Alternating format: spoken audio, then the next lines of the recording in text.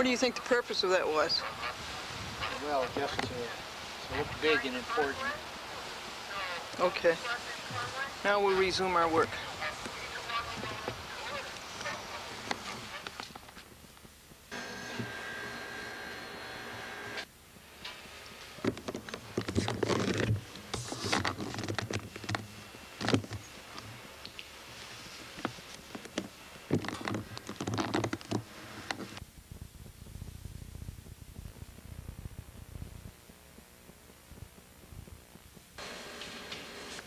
As well as law schools, are very, very unaware of the dynamics of addiction, and that most of the people who interact with the court system as well as with the medical system in the domestic area.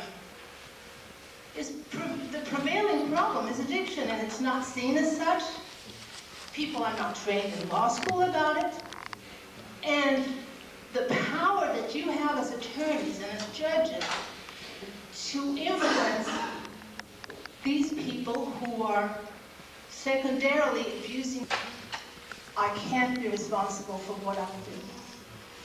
There's a huge power in that, but someone who represents the layperson, because I do not believe without the peace of the consumer who has experienced all the possibilities of what can go on when it comes to, by asking you, please, when you have these meetings, send us an invitation.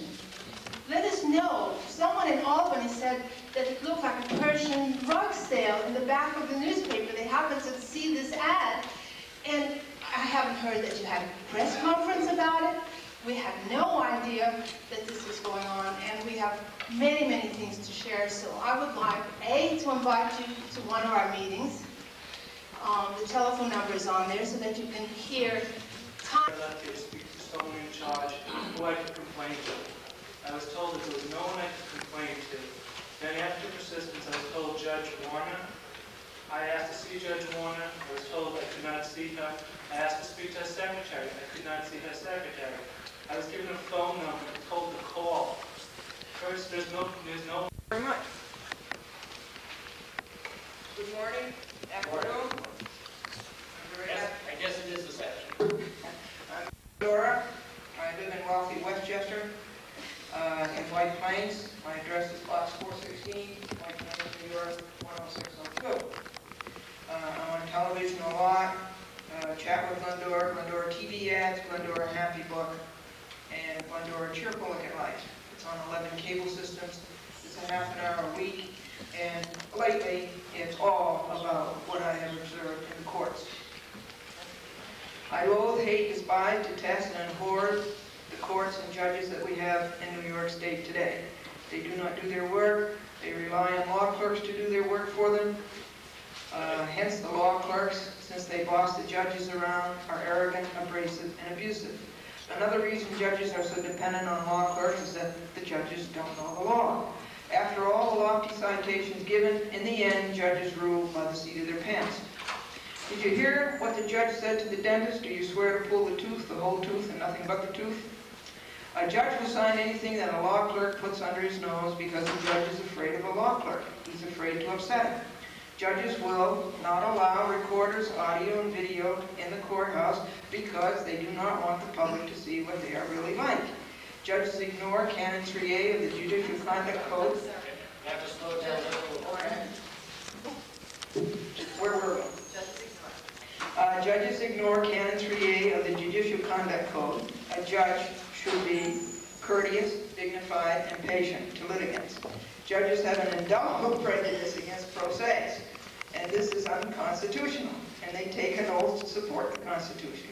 Judges always rule for what is best for the judges. A judge should be completely unbiased and have no personal interest in the decision. Glendora has not seen that happen. It's a violation of due process. The last good lawyer was Abraham Lincoln. Judges get the pay, $103,000 per year. Law clerks have the say, and law clerks have the sway. Glendora is tired of the outrageous rip-off of court stenographers. The whole system reeks with rip-off. Glendora once paid $1,450 per minute, and not one judge on the appellate term ever read the minutes. Glendora had a better record than the court stenographer could ever supply, and that was on audio tape. Now, what you hear here will be read on television. A lawyer said to a judge, "I demand a retrial on the basis of new evidence." And the judge says, "What's the new evidence?" And the lawyer said, "I just found out my client has another $3,000. And our former chief judge is doing time at a halfway house. Lest we forget, he was on Glendora's TV program 9 days before he was arrested by the FBI. And not one candidate for judge in Westchester County for Supreme Court and for County Court in any speech has ever addressed the ills above. Judges are led around by the nose by crooked lawyers. Every trial Glendora has monitored in Westchester goes way back to the 1980s. And this is what the chief administrative judge calls, quote, a fairly current calendar, unquote. What qualifies these judges anyway? They come in off the street and expect a law clerk to pull them through, and the law clerk knows no more about it than the elected judge. And judges are not political creatures. Folks, you should have seen the groveling of judicial candidates the last 2 weeks in Westchester for that newspaper, who shall remain nameless, endorsement. And this newspaper is a monopoly. In town court, Supreme Court, federal court, and the U.S. Court of Appeals, Glendora could never get a fair ruling against this newspaper, who shall remain nameless, for libel, nor for breach of contract, nor for antitrust in Westchester, because every single judge in Westchester County is afraid of this newspaper. The only newspaper in town, and their political bosses are petrified. Glendora has said repeatedly on TV that the appellate division, the second department, would not be 1.5 years behind in oral arguments and decisions if there were not so many bad judges in Westchester Supreme Court. And now, when Glendora asked Judge blank blank at the U.S. Court of Appeals, Second Circuit, second highest court in the land, if she could have 10 minutes instead of 7, blank judge said, "I'll rule on that after I hear the first 7. Glendora's request was granted, and it is so funny, folks, when you stand before an appellate court and you're looking at 4 judges in the appellate division, second department, and you're looking at 3 judges in the United States Court of Appeals, Second Circuit, not one of those judges will look a pro se in the eye. They know beforehand that they are going to rule against the pro se, and they do not have the courage to face you eyeball to eyeball. The courts, I say, are broken down. They have stopped functioning. I say close the doors, put up a sign, out of order, close for repairs, and stop the charade.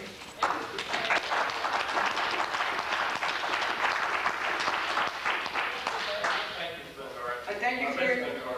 Oh, you were going to thank us, huh? Oh, yes, I'm going to thank you. Well, spend your time for that. Well, I'm truly admiring of your ability to take this, and I think you deserve a lot of credit, and I genuinely appreciate it. And I would like to close with a joke, what the judge said to his golf caddy. He says, he said, "Caddy, why do you keep looking at your watch?" And the caddy says, "This isn't a watch, sir, it's a compass."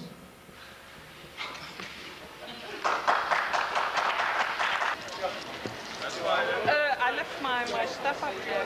That's okay, nobody... Read it to me. I haven't paid you for my last lunch. Oh, Satanic Terror by my ex in the home courts of America. Gestapo message. Do you know where my children are? Children were forced to testify against me and have since disappeared. Grown children. The grown children? The judge declared me mentally unstable and that I would be a danger to my grandchildren. Let's see your back. Do you want to see your back? Yeah. All right. Let's see your back. Read it, please. Once a beautiful family, destroyed with malice in the courts of America. Battered women, battered again in court. Thank you very much.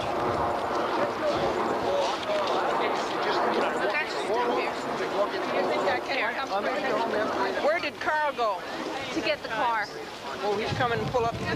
I could just scream. It never really sinks in. Good job, Glendora. Do you have that? I mean, do you ever have that? It doesn't really sink in. I mean, 10 years I'm in this mess and This is a beautiful building, folks. This is a Suffolk County I left courthouse. my children for 4 months. I told my husband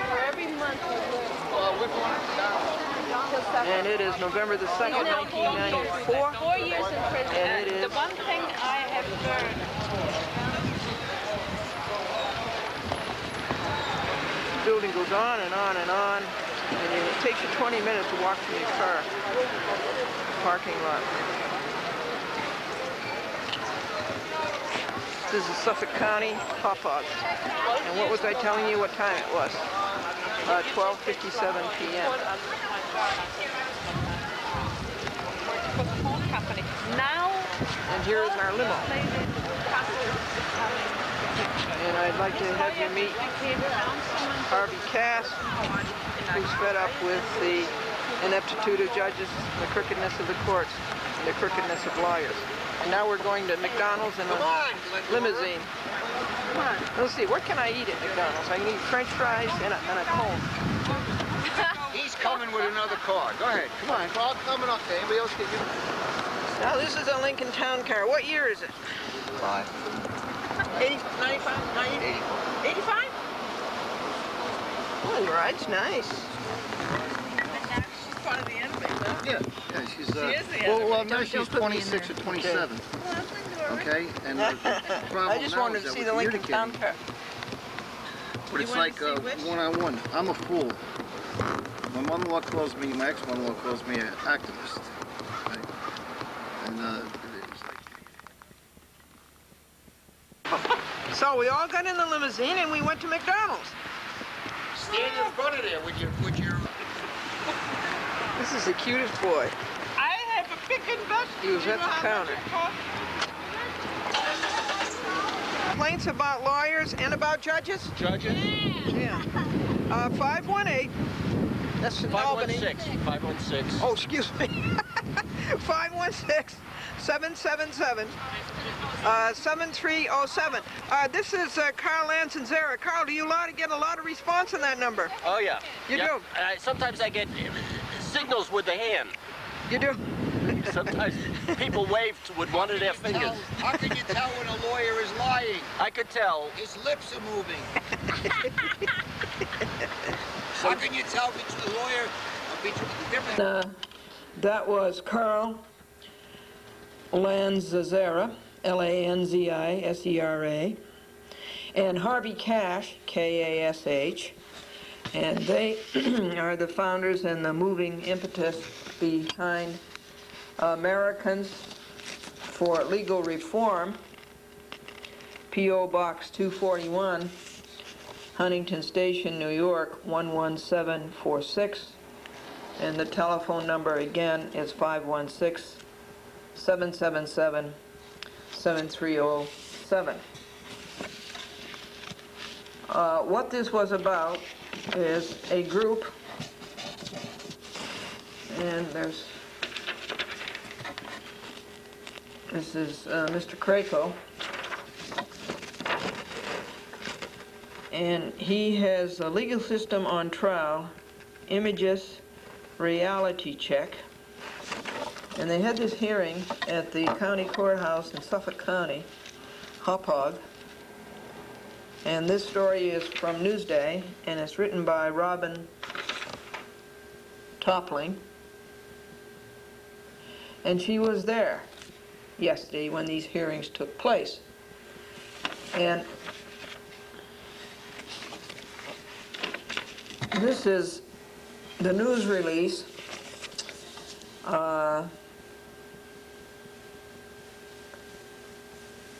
New York State Unified Court System. Chief Administrative Judge is E. Leo Malonis. We send him something every week delineating the wretched record of the courts in New York State. And it says, New York, Wednesday, November 2nd, 1994, the Committee on the Profession in the Courts. Well, I suppose that's a legal profession, if you can call it that.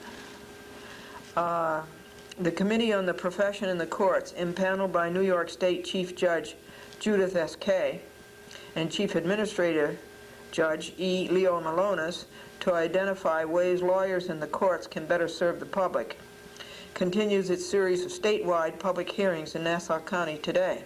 November 2nd, 1994. Well, really, folks, that was Suffolk County. By holding public hearings, the committee hopes to elicit from New Yorkers concrete suggestions for improving the ways in which lawyers and the courts serve the needs of the public. Well, it's about time we had that. Commenting on the committee's work, the chair, Louis A. Krakow, Esquire, stated, quote, "The legal profession has the obligations to ensure that its clients receive competent, courteous representation.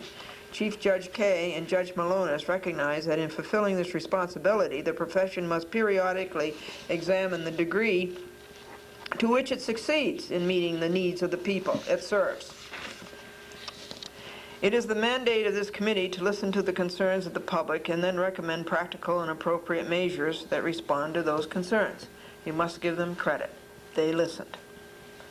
And they had tremendous pachydermal dermatology to withstand the outrages and slings that were hurled at them. The committee's first public hearing was held in Buffalo on October 4th, great city, Buffalo. On October 13th and 14th, public hearings were held in New York City, and October 25th in Albany. They will be continued in Syracuse on November 15th. Those who cannot attend the hearings may call 1-800-LAWS, numeral 4, NY, to express their views to the committee. In addition to Mr. Krakow, who's from New York City, the committee members are as follows: Lawrence R. Bailey, Esquire of New York City; Honorable Lawrence J. Bracken, Supreme Court, Appellate Division, 2nd Department; Christopher Chang, Esquire of New York City; Honorable John T. Casey, Supreme Court, Appellate Division, 3rd Department; Honorable L. Priscilla Hall. Where is the 3rd Department? It's up north of here. The 1st Department must be Brooklyn or Manhattan or something. Queens. 2nd Department is ours, Suffolk, Nassau, and Westchester.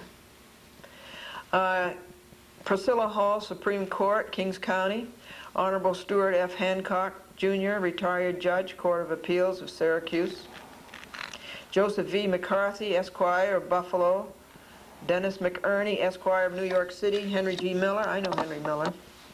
He's right here in White Plains, the Inns of Court.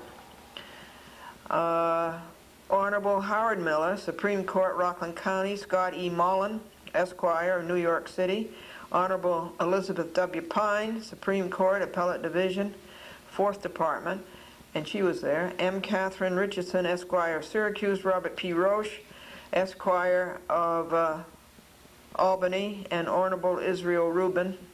I'll let that Roche one just settle. Supreme Court, Appellate Division, and 1st Department. Now, who was there for us? Bracken, Mullen, Hancock, Krakow, Pine, Chang, and McErney.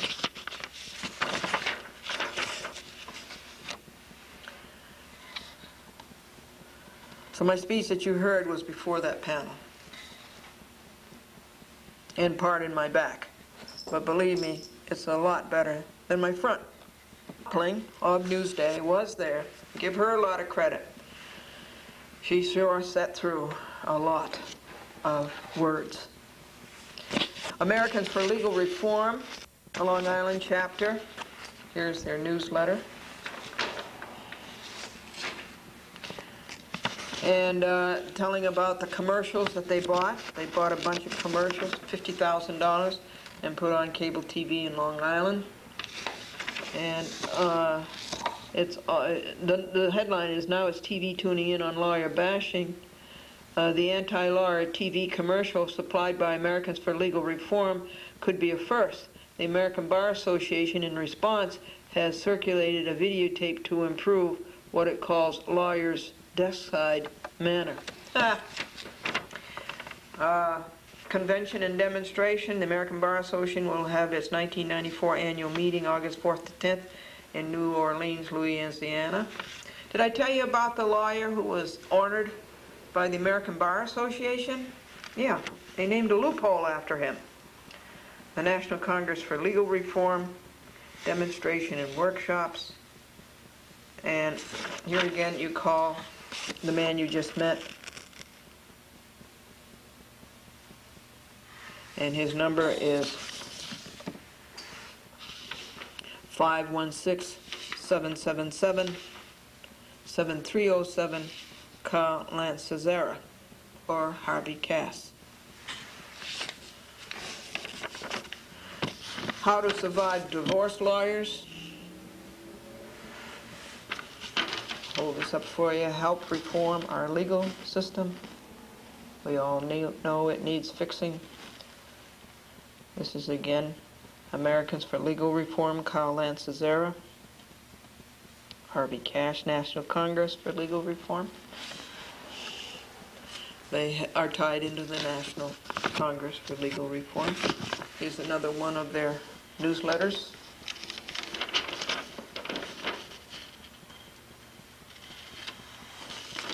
These people are Suffolk County people.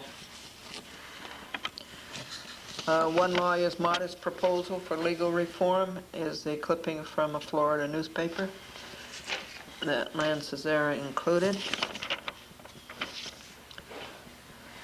On the back of one of these, I think I skipped something to show you. Okay, we'll have to wait for that to return up later. The people who spoke were very, very good. And the horrors that they have gone through in the court system are much worse than you hear on a chat with Glendora. And it's not funny, it's tragic. It is terrible. The families that have been broken up, the savings, lifetime savings that have been squandered on rip-off lawyers, liars, thieves, and cheats. Here's the other side.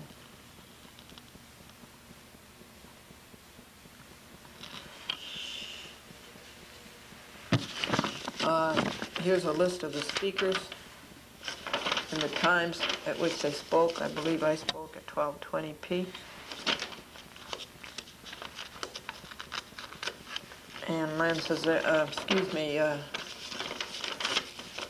Craco said our next speaker is somebody whom many of you know from being on television. This particularly touched me, of a woman who'd been wrongly accused, and she gave me this. This is her list of reforms about the DA's office and the assistant DAs.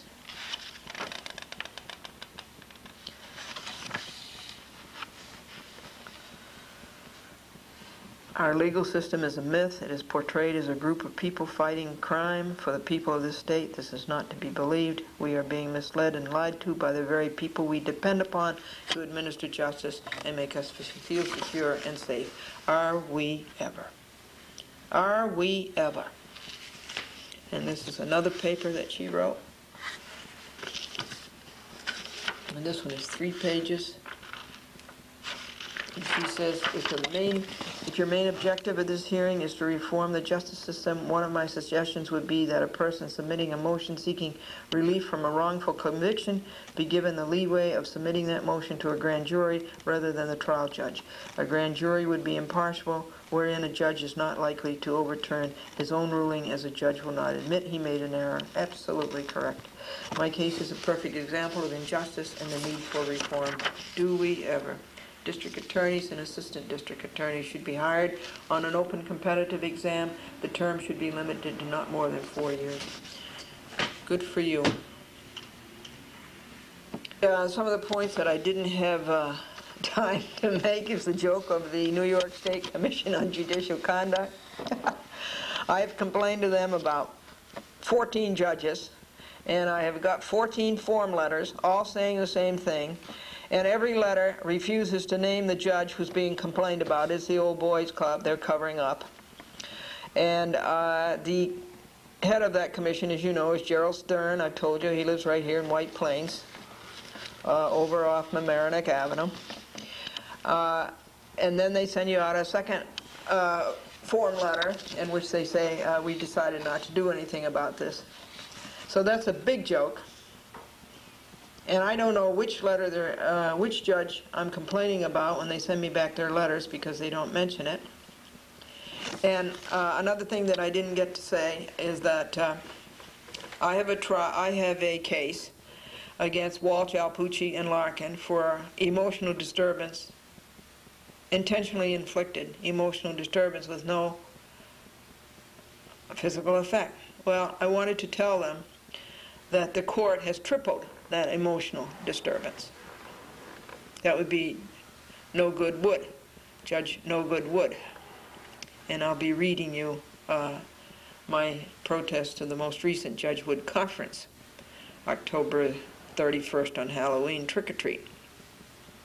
I didn't have a chance to speak to them about taxing pro ses, making pro ses pay lawyers' fees, crooked lawyers, crooked courts, and about the Old Boys Club. And I didn't have a chance to speak to them about the Fund for Modern Courts, which I call the Fund for Ancient Courts. And I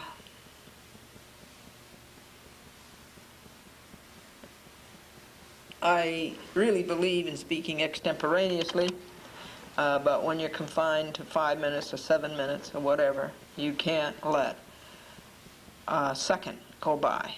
So you have to read it. And of course the court stenographer was not used to anybody reading things that fast, so we had to slow down for her. And I hope that they added that to my minutes, the time I was held up by the court stenographer. Harvey Cass pointed out that there were 4 security officers, New York State court officers, in the courtroom, and that was totally unnecessary, and that it was intimidating. And I think he's right. There was no need. One was Lieutenant Gallagher, and the other 3, I don't know by name.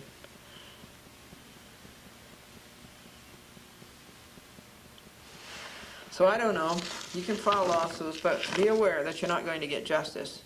The satisfaction will be that you can watch the lawyers and the judges make fools of themselves. And you can be sure that they will do that. I am amazed. From White Plains out to Hauppauge is 65 miles. The roads are very good, and the traffic, fortunately, was good on the way out. And the courthouse is beautiful. You got to give them credit. It's sprawled all over the place, and they have a big lake. It's like a moat for a castle. It's a wonder I didn't have to swim across that to get there. I walked 15 minutes practically from where my car was parked to the front door of the courthouse. But you got to give them credit. It's a beautiful courthouse, and the courtrooms are huge, and the lighting is good, and the the benches are good. The benches that you sit on. I don't know about and of course the judge doesn't sit on a bench. The judge sits in an upholstered, overstuffed chair. Overstuffed chairs and overstuffed judges. People credit for at least listening. And they were very polite. Nobody on the panel asked any questions. They just listen. They just sit there and take it. So you got to give them credit for that, because what they heard was really bitter. It was terrible, the things that have happened to those poor people in court, mostly in matrimonials, which are an awful, awful thing. Go to black, folks. This is what it's called in the trade, the television trade, as going to black. Another woman was there from Westchester, and she spoke from the Coalition for Family Justice. And I'd like to make you aware of that. The Coalition for Family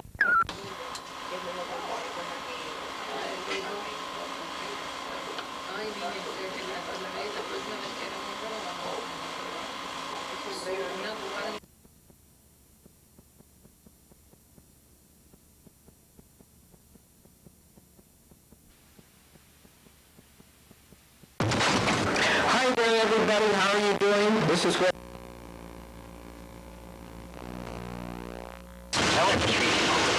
I have to get into the soundproof Lincoln here, away from all this noise, to tell you what day it is. It's November the 4th. Chapel Glendora on the week of November 3rd to November 10th, 1994, on the crooked lawyers and the corrupt courts. the joke first. Remember, folks, it's the cock who crows, but it's the hen who lays the egg. And the reason crime doesn't pay is that when it does pay, it's called something respectable. Now, do you know what dancing is? Dancing is the art of getting your feet out of the way before your partner steps on them. First of all, I'm going to tell you about Glendora versus Scott Lord, Jan Stahl, Jeffrey Barnes, Judge John Robert Hall, Judge Conrad Duberstein, Andrew Maloney, former United States Attorney, Howard Jones, former United States Trustee, Lena Mann, former United States Assistant Trustee, Teresa Kavanaugh, President United States Trustee, Richard O'Connell. And my petition for a rehearing by Judges Laval and Cabral and Pratt, guess what? It was denied. Yeah. And why is that? Because those judges have to stick with the decision, the bad decision made by Judge Gerard Patel in the United States District Court, Southern District, White Plains. And Patel has to stick with his buddy judges, Judge John Robert Hall and Judge Conrad Duberstein. You see, judges are not going to rule against their buddies. Judges always rule what is best for judges. So that communication came in the mail this week, and the rehearing is denied. Now, as for the other piece of news, my protest to the cost to rip off United States Attorney Mary Jo White and Counsel Lorraine Medinsky. My protest to a cost of $220 for a printing job, brief, which I could have got done for $2. My protest to that is still before those three judges, Laval, Cabranes, and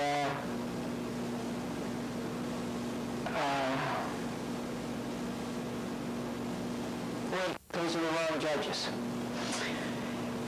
Those judges, the ones I just named you were for Gannett Antitrust. The right judges are Winter, Cabral, and Jacobs. Those are the three judges who are going to stick by Judge Patel, who is going to stick by Judge Hall and Judge Duberstein, and who is going to abandon Madam Justice and abandon the plaintiff, the litigant. Another piece of news on Scott Lord is that James Picken Mine, he's the Commissioner of Consumer Affairs, Nassau County, and who is openly allowing Scott Lord to operate a lawn sprinkling business, an underground lawn sprinkling business, underground. He's allowing the underground. He's allowing him to operate this business with no license. And so the Office of Consumer Affairs in Nassau County just may as well not exist, you know. Who needs that? The taxpayers certainly don't need to pay for that. They don't have to pay for Mr. Picken's salary when Mr. Picken knows full well that Scott Lord is operating a business without a home improvement license. And all the other home improvement contractors have to pay their fees, but not Scott Lord. That's according to Mr. James E. Picken, Commissioner of Consumer Affairs, Nassau County. Another piece of news is that, oh, no, that's all of it. That's all of it. It gets confusing. It's in the United States Court of Appeals. One case is against the Scott Lord people. Another case is against the Gannett people. And that comes next, Gannett. I asked Ed do you have trouble making decisions? And Ed said, yes. No. And Ed says that his boss is a big wheel. And Paul says, yeah, but you take the air out of him, he's a flat tire. And John was going to be an ear doctor, and then he changed his mind and decided to become a dentist. Do you want to know why? People have only 2 ears, but they have 32 teeth. This is a protest about Gordon Burroughs and Charles Devlin, who would not sign the order to show cause to enjoin Kalaji, Greedy Grubby, Robert M. Kalaji, Esquire, from collecting Glendora's costs. Well, let's put it this way, from Kalaji collecting $535 for the cost of the Gannett libel suit, which goes way back to 1990. Gordon Burroughs and Charles Devlin would not sign that because, as you know, all judges are afraid of Gannett because all judges have to grovel for the Gannett endorsement.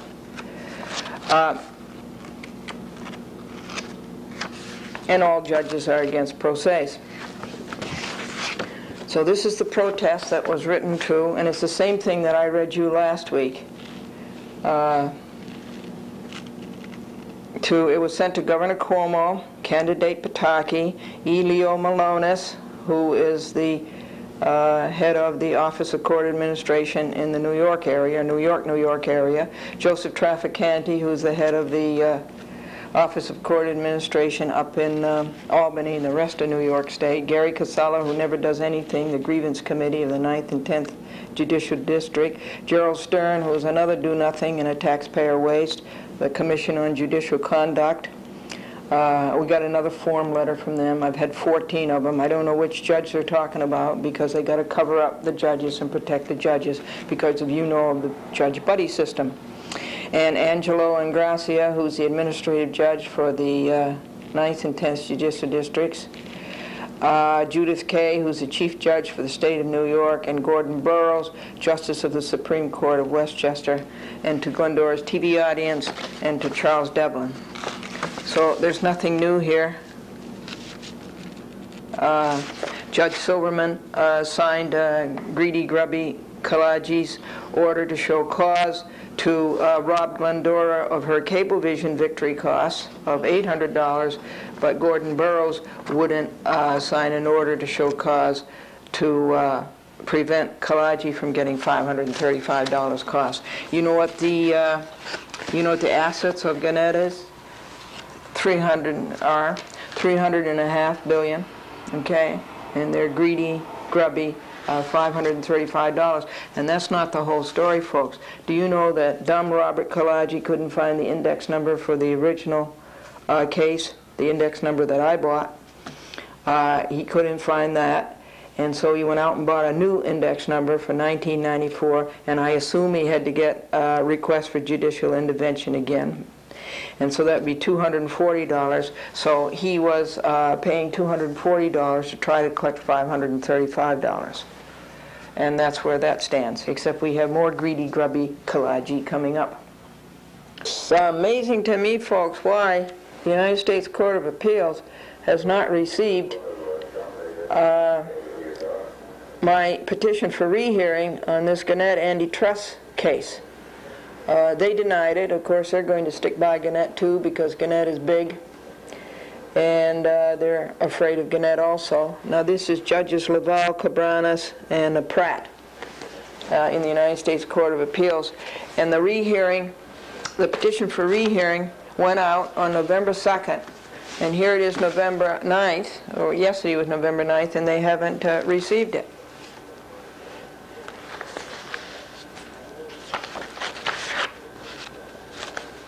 So I think that's pretty strange and pretty slow. But we do receive from Greedy Grubby Kalaji costs. He's asking for costs. Here. And he's asking for costs even before the petition for rehearing has decided. He shouldn't do that. And because I may win. Ha ha. And this is his costs. And here's his greedy, grubby Robert Kalaji's signature. And he wants $24.75 for 15 pages, 11 copies. And let me just figure out on the back of his itemized and verified bill of costs what I could have got that printed for. Now let's see. It's 11 copies, 15 pages. I should say 11 sets. It's 11 sets, 15 pages. And that's 165 copies. Times 2 cents a copy, 2 5s are 10, 2 6s 12, 13, 2 1s are 2. That's $3.30, plus the covers, which would be 10 cents a piece, $3.50, plus the tax, which would be about, we'll make it $3.75. Okay, he wants me to pay $25 for a job that I could have got done for $4. That's about their percentage of rip-off.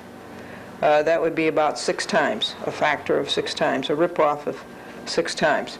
And then he wants 11 pages, 11 sets, is 121 copies times 2 cents. I get 2 cents at Office Max. 2 1, get my 2 cents worth in. 2 1 2, 2 2 2 4, 242. Plus we'll say the tax brings it up to 250, and the covers brings it up to 270. So he wants me to pay $16 for a job that's worth about less than $3, and that's 5 times ripoff. That's a 5 times ripoff rate of greedy, grubby Robert Kalaji. Furthermore, I had no chance to shop around. Why do I have to take a rip-off price? If I'm going to pay for these costs of printing, then I should have a chance to go around and get the lowest bidder. And I would like to have you just stop and think what Satterley, Stevens, Burke & Burke, that crooked law firm, is making per year, those Shylocks, what they're making per year. And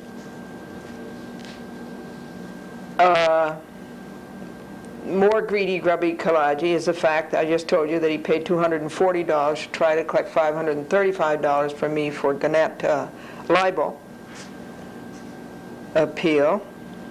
And this is probably a lawyer firm like Satterley, Stevens, Burke & Burke should have their own in-house printing.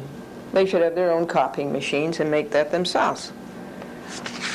Well, I haven't written my protest to it, but that will be the body of it, and I'll read that to you next week, and I will protest that to the United States Court of Appeal, Judges Capranas, Laval, and Pratt. Gary Sherlock, yesterday, Gary Sherlock is the person who's to blame for everything that goes wrong with the Gannett newspapers in Westchester, Rockland, and Putnam. And Andrea answered, and I tried to inform her that Gannett got scooped a 4th time, and that would be on the Newsday article. So you don't get your news. You know, you've got a newspaper here, and you just don't get your news. They don't cover, and then they only give you one side of it, and then if they do cover an event, they don't give you all of it, along with all the other monopoly wrongs by Gannett. And so Andrea has a recorded announcement. Here she is in the communications business, and she doesn't know how to communicate, and she's giving out the recorded announcement, tell our lawyer. Then I called later in the afternoon when I found out what the schedules were, Gary Sherlock, to tell him that Chapter 90 of Glendora versus Sherlock and all the crookedness of Gannett and all of the ineptitude of Mitchell Broder was on TV last night in Rockland County, Chapter 91, I think it was, Glendora versus Gannett Broder. And who are these defendants and all? Gannett Company Incorporated, Gannett Suburban Newspapers, John Curley, the CEO, who makes $8 million a year. Gary Watson, the president of the newspaper division. Douglas McCorkindale, who counts the beans. Gary Sherlock, the one here in Westchester, Rockland, and Putnam. And Kenneth Paulson, the executive director of SANE. I'm happy to tell you that Fred Shapiro did not get the Gannett endorsement, but he got the Glendora endorsement, and Fred Shapiro came in second for county judge of Westchester County. And diplomacy is the art of skating on thin ice without getting into deep water. And Pat was asked, what is discretion? And John said, closing your eyes to something before somebody closes them for you. And a diplomat is somebody who can be disarming when his country is not. F. Capola one, that's a setback for justice. He is a judge with no judgment. I should have done a better job campaigning against him. I should have gone to all of the speeches and spoke against him and read his record. That's too bad. There's no justice for another, what, 15 years, 14 years, and another $103,000 every year. That's too bad. We are waiting for an oral argument against Capola's two bad decisions, and that will be sometime Christmas 1995. And on Lydia Gallicano, this is the second week in November. By Thanksgiving, we should hear from the New York State Court of Appeals whether they will allow me to appeal the bad decision of the appellate division. That would be Santucci, I believe. No, it would be Miller and Rosenblatt and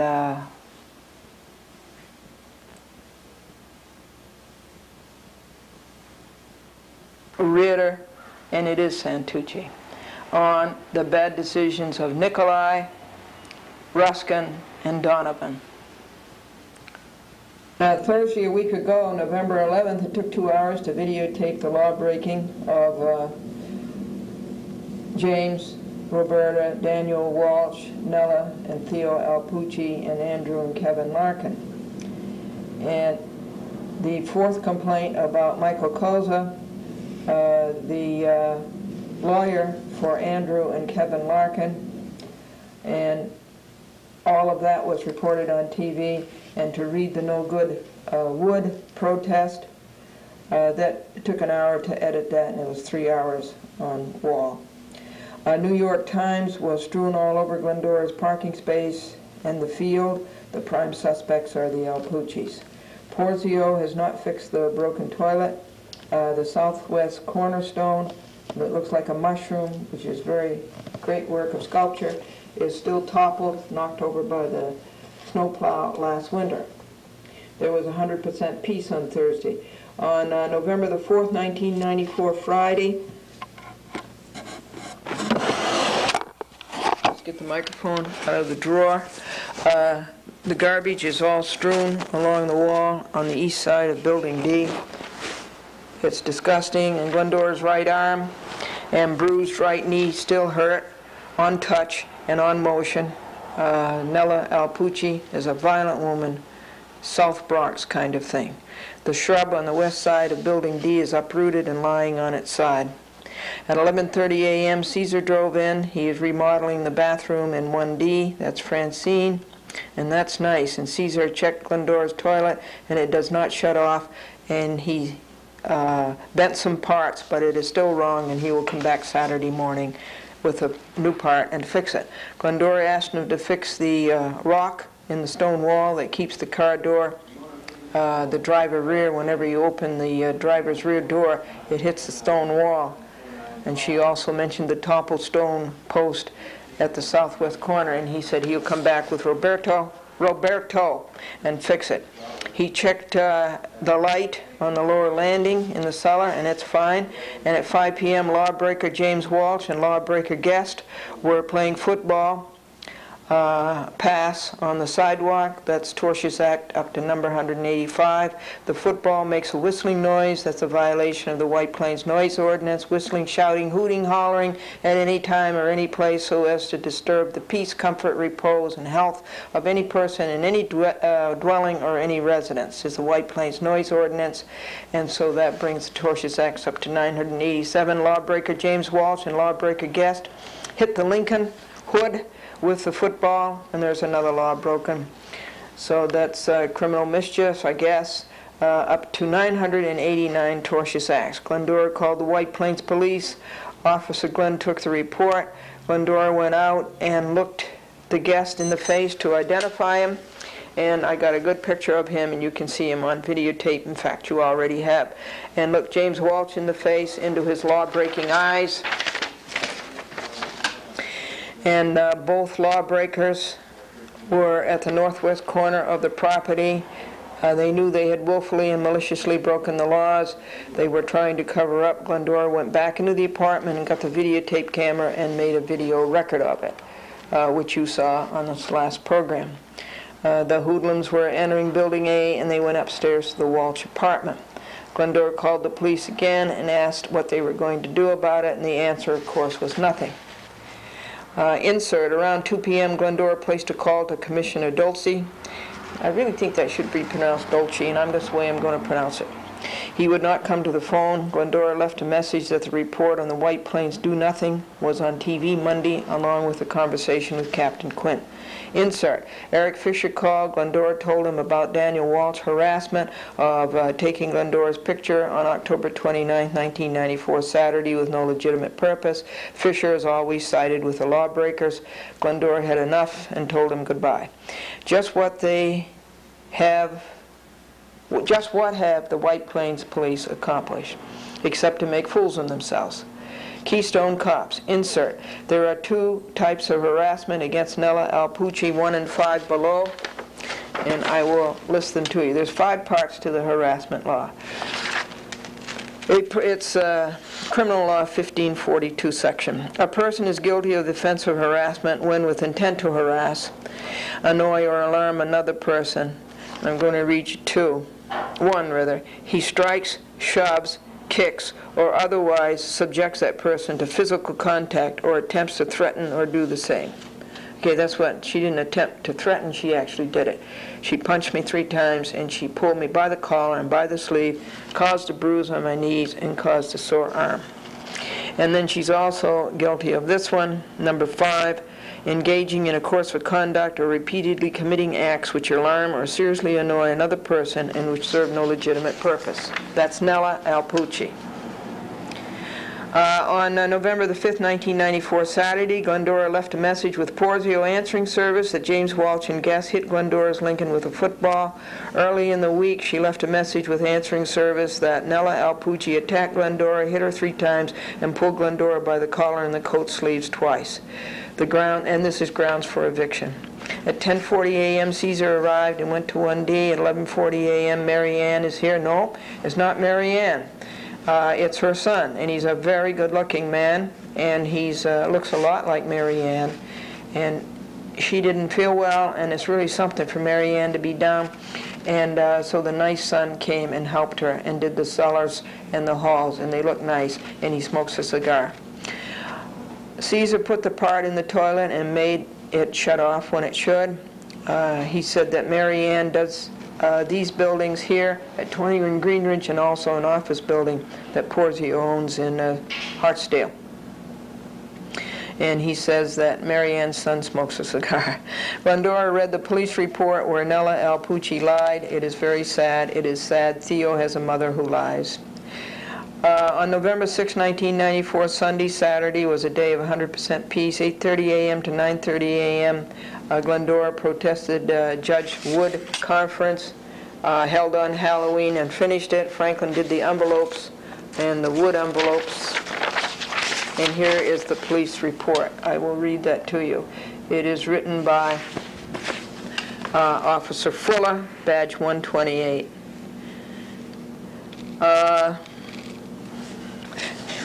On 11/1/94, at approximately 5:38 a.m., I went to 21 Greenwich Avenue, apartment 2A, to take a report of a possible assault.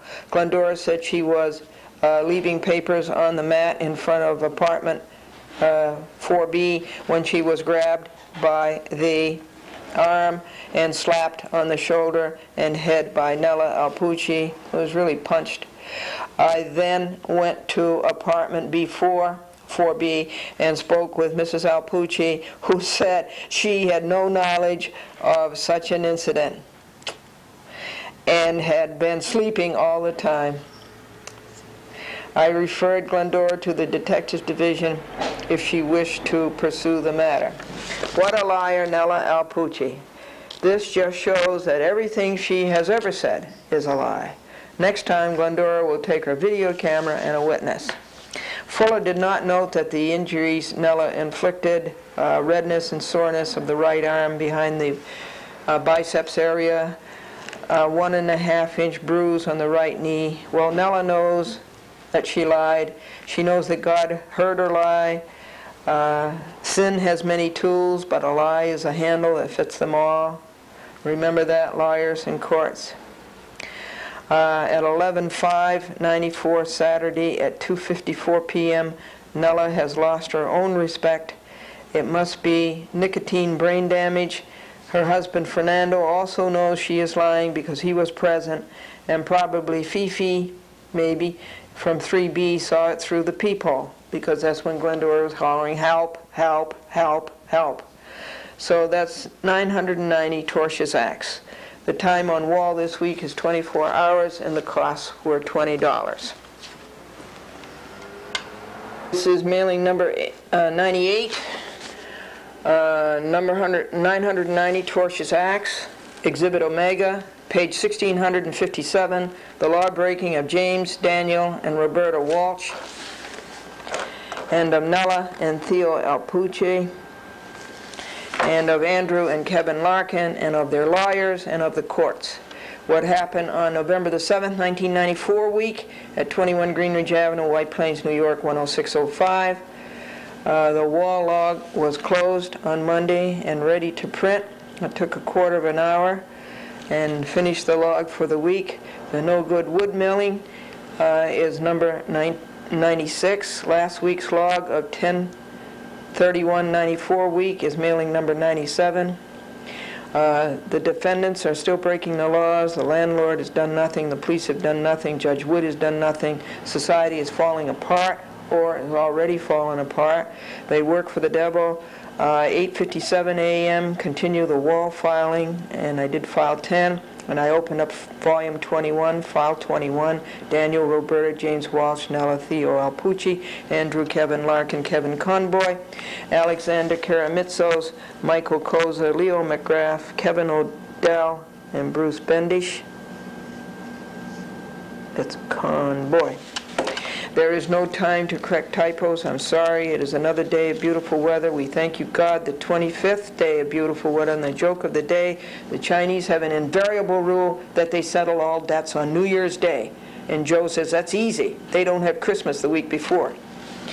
On November the 8th, 1994, Tuesday, yesterday it cost $10 to copy the no good wood in the wall log. It took 3 hours. At 8:57 a.m., Vito, the so-called gardener, left the fallen shrub on its side. Some gardener he is. At 8:57 a.m., Glendora caught one of his people dumping leaves into the lot next door. Stop. You know your audience. Yeah. Jack that. Give me that tape. No, you're all set over there. I'm set.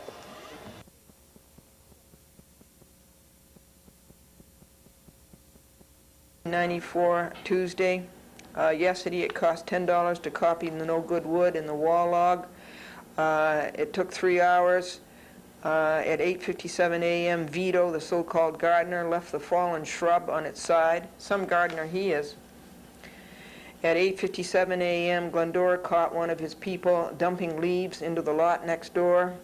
He took them out again and put them into Vito's truck the way they should have in the first place.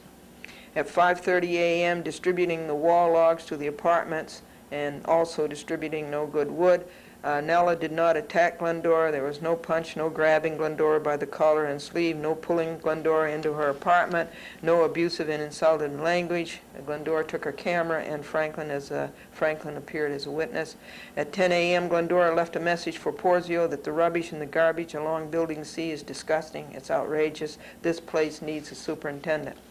At 12 p.m., a woman in 1A left a note taking Glendora for granted that she will receive her package from UPS, or somebody left a note there. Glendora does not mind helping out, as she has for this woman several times. I save her at least $2 worth of car and tear going out to Elmsford to pick up the package and having her wait for it for 3 days. I think we should charge $2 for that service. And I also accepted one for apartment 4A. At 10:45 a.m., Eric Fisher, police officer, called and took the report on Daniel Walsh and his guest hitting Glendora's Lincoln with a football, and of the football passing on the sidewalk, endangering pedestrians. Glendora also told Eric Fisher about Nella Alpucci's attack on Glendora last Tuesday, punching, grabbing Glendora by the collar and by the sleeve and trying to drag Glendora into her apartment, how she lied, and how Fernando knew she lied. Officer Fisher told Glendora how to report it to the district attorney. A Chinese tourist wrote home that an American university is a vast athletic association where some studies are maintained for the feeble-bodied. Time is 12:35 p.m., Tuesday, Election Day. We voted at 7 a.m. We did not vote for Coppola, and the Peace Monday was 100%. And here is the note taking Glendora for granted that she would be home and to leave the UPS parcel with Glendora without ever even asking Glendora. Franklin posted the wall log and the no good wood protest that took an hour and a quarter. At 1:07 p.m., orphan James Walsh and guest were making foot noise and voice noise, outrageous on the stairs in the halls outside Glendora's door with no parental supervision. And that was at 1:07 p.m. they went up, and so I got out the TV camera and had it on the dining room table, and at 1:29 p.m. They made a noisy exit by James Walsh and two guests coming down the stairs. Glendora opened the door and the videotaped it. Those were 3 shocked kids. 3 shocked lawbreakers. 3 of them went south on Greenridge. Basketball noise. One guest is the one who hit the Lincoln with a football on Friday, and the tortious acts are up to 1,000. The tortious acts are up to 1,000. At 3:30 p.m., a trespasser went through instead of taking the sidewalk along the street. At 3:30 p.m., James Walsh and the same guest who hit the Lincoln with a football started passing a football on the sidewalk. Glendora videotaped it. A woman went south on Greenridge Avenue, a young mother on the sidewalk with a baby in a stroller and with another young child, very young child, in the hand. And that woman had to go through the football passing, the football whizzing around her. That is not right. What are the sidewalks for? Are they for pedestrians, or are they for law-breaking James Walsh and his guests? Now, which is it? Roberta and Daniel Walsh, which is it? What are the sidewalks for? Glendora interviewed the woman, and she said, what do you think the sidewalks are for? Do you think it's for people like you, or do you think it's for hoodlums like this playing football on the sidewalk? And she said, I don't think it's safe. And she proceeded south on Greenridge. Glendora called the Keystone cops, White Plains Police, and of course they did nothing. It's dereliction of duty, and it's negligence, and it's leading taxpayers to a great big lawsuit. Someday somebody's going to get hit in the eye with a football. Daniger, I think, refused to budge his gluteus maximus, and O'Connell was another, and the time of the calls was before the change of guard at 4 p.m. At 9 p.m. on Channel 8, TCI, Chat with Glendora, was on, and it reported the law-breaking of James Walsh majorly, and of the dereliction of the White Plains Keystone cops. and but it showed very well the good work of Officer Coyle. It showed 3C and 4D and 2B noise. 4 calls came in, but there was no intent to speak on any of them. In foreclosures in the Westchester Law Journal, folks, a lawyer is listed. They list the names of the lawyers in the foreclosures, and the name of this lawyer is Marilyn Yak, Esquire. Yak Yak. That's a good name for a lawyer. On November the 9th, 1994, Wednesday, Cuomo lost. Glendora kept telling him, I kept telling him, the Division of Housing and Community Renewal, and I kept telling him about the bad judges and about the bad courts and about the bad lawyers. People are just fed up. At 8 a.m. there was a message. I left a message on Mayor Cy Schulman's recorder about yesterday James Walsh and his guests breaking the law on the sidewalk, and the woman with the baby stroller, and the ineptitude of the White Plains Police, the do-nothing of the White Plains Police. So I left that message on Cy Schulman's recorder. A woman called, apparently I hear, this is all hearsay now, this is all third party, but Lisanne Powers at TCI told me Thursday morning, or Wednesday morning, that somebody had called TCI and said that Glendora was showing children on TV and giving their addresses and their names, and that they were going to call the White Plains Police. Well, first of all, TCI, no cable TV operator can control the contents, exercise editorial control over public use of channel. That's number one. Number two, the White Plains Police are do nothing. They would say to the woman, I didn't see it, so I can't do anything about it. And then number three, there is no law breaking involved. The children were breaking the law, and that breaking of the law was recorded on videotape, and it was published on television. I called the Harrison Police, Officer Hassett, and I asked him to give a message to Andrew Larkin.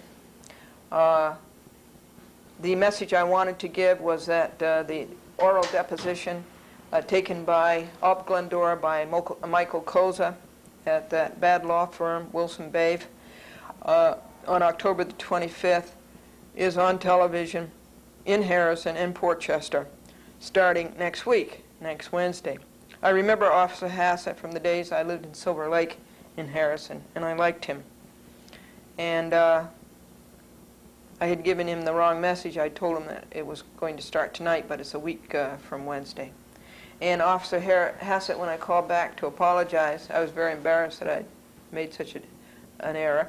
And he says, what are those pins that you wear on your shirt collar? He says, I can't make them out on TV. Okay, how do we do? The TV is always backwards, you know, it's backwards from a mirror. Let me start with this one. Okay, this is this one right here, is the NBC, when NBC covered the Olympics, I believe, in 1988. Is that right? It was the time before the last time, which was 92, wasn't it? So that's what that is. So that's quite a collector's item, and it's quite a valuable piece. And then this one is when CBS covered the Olympics in 1992, I believe. And then I had an ABC one, not for covering the Olympics, but an ABC Good Morning America pin that was given to me by the producer when I interviewed him, but that has long ago been lost. But the best pin of all is the cross of our Christ and King. That's this one. And the light won't show it to you.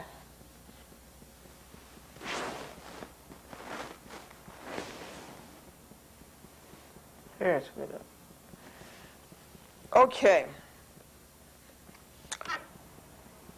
Glendora left a message on the to the Secretary of the Chief Executive Officer of General Accident, who's being ripped off by Michael Kozer, Kevin Conboy, Alexander Karamitsos, Leo McGrath, and Kevin O'Donnell at Wilson Babe Law Firm.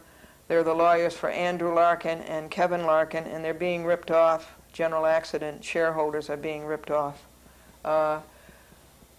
with all of the fees that these lawyers are collecting. When General Accident, a policy with Andrew Larkin, is for bodily injury, and this cause of action is for intentional infliction of emotional disturbance, and when Andrew Larkin's accident policy is for an accident, when all of these tortious acts by Kevin Larkin and Andrew Larkin were intentionally inflicted.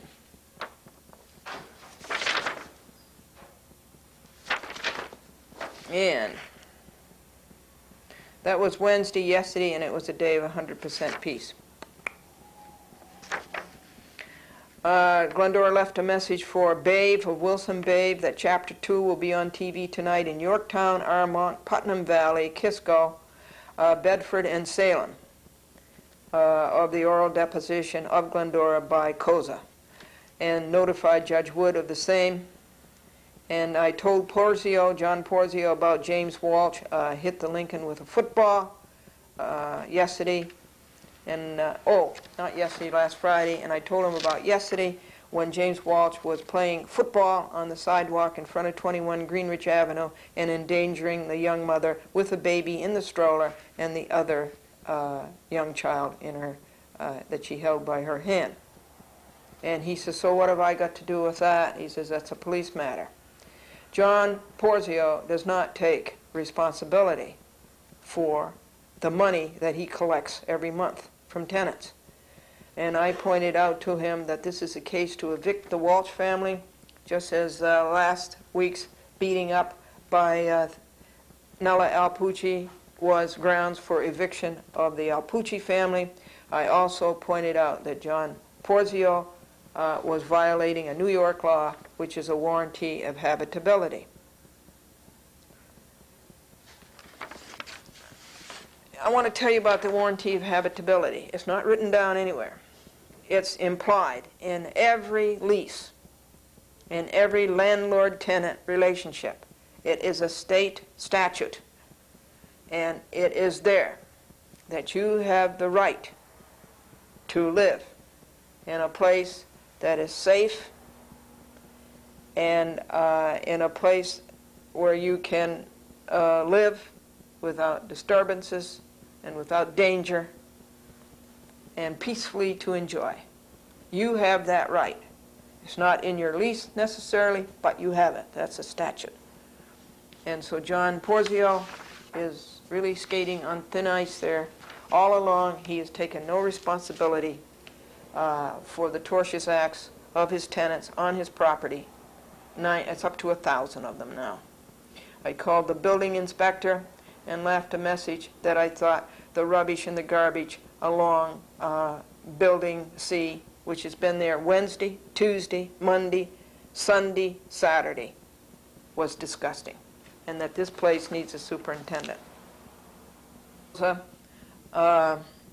Karamitsos, Conboy, McGrath, Odell have not got out their motion for copies of all the audio tapes and all of the videotapes, and you've read my protest to that.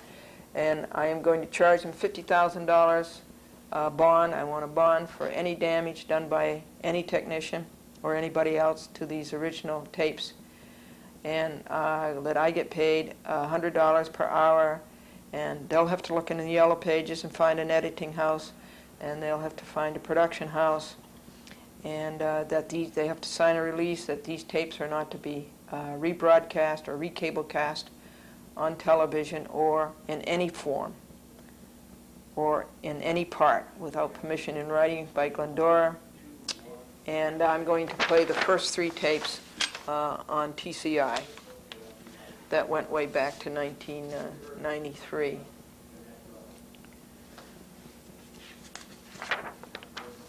They remember Judge Wood's famous statement, well, if they asked for a copy of a paper, you'd give it to them. Been kept waiting in the doctor's office too long, said to the patient next to him, "I was hoping that the doctor could treat my illness in its early stages." And the doctor said to Anthony, "You had a close call there. The only thing that really pulled you through was your strong constitution." Anthony said, "Oh, thank you, and I hope you remember that when you make out the bill." And Arthur says that a college degree is a poor substitute for an education. Buell to sing this week's hymn. O God, our help in ages past, our hope for years to come, our shelter from the stormy blast, and our eternal hope.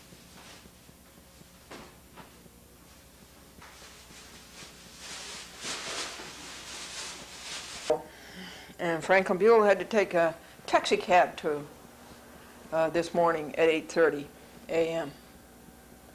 And it was a very nice cab. It was Broadway taxi, and it was a nice gray brand new car with a little tiny Broadway sign on both doors. And a man was driving it who was very good looking. He was dressed up in a navy blue suit, a white shirt, and a tie, a red tie. He looked lovely. Franklin looked nice, as you saw. And the taxi cab driver blew the horn, and I went out and I told him that a horn is to prevent an automobile accident, that and that only. And now we're going on to what happened with Glendora versus the Fund for Ancient Courts.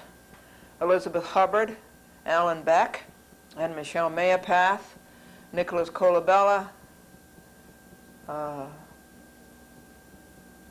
Raymond Powers, T.J. Mallon, and Stephen Kellner. We received this decision and order from them. And it says, by order dated September 9, 1994, the court dismissed the complaint and awarded defendants motion costs faux, not for, but faux, $100, costs and disbursements as taxed by the county clerk, and reasonable attorney's fees to be determined by the court. The court directed defendants to settle a judgment on notice with an affirmation of services in support of an attorney's fee award. Plaintiff now opposes the judgment submitted inter alia, meaning and others. I opposed a whole lot more. I opposed the double crossing of the Colabella court of this plaintiff by raising objections to the statement of services, challenging the necessity and reasonableness of the services allegedly performed. These issues can only be determined at a hearing. Accordingly, plaintiff pro se and counsel for defendant shall appear in the trial assignment part, room 800, on November 30th, 1994, for the scheduling of a hearing to determine an award of reasonable attorney's fees for the defense of this action. Colabella didn't have to put down costs. He just did it out of spite and malice. Defendants could extol Colabella because Glendora stood up to Colabella. He did wrong, and she let him know that he did wrong. So, in spite and malice, he throws everything he can, and he throws every possible cost he can dig out of the books, and he throws attorney's fees for a lousy attorney, Edmund Purvis. Defendants may settle a judgment following the decision on the attorney's fees to be awarded. Defendant's counsel shall advise the undersigned of the disposition of the hearing. The court has considered the proposed judgment and affirmation by defendant's attorneys and the affidavit in opposition by the plaintiff. Defendant's counsel shall file a copy of this order forthwith with the clerk of the trial assignment part, dated White Plains, New York, October 31st, 1994, to Glendora, and to Clifford, Gelband, and Purvis, that lousy attorney for the Fund for Ancient Courts. I'd like to show you Colabella's signature on his decision. Isn't that something? Great signature, huh? Pretty lazy. A man can't even write his own name legibly. Now, what are we going to do about that? First of all, we have to deal with the date, November 30th. And You see this in the United States Court of Appeals. And what does it say there? Oral argument, November 30th, 10 a.m. This is on Glendora versus Charles Dolan, Cablevision, and all those other Cablevision lawbreakers. So,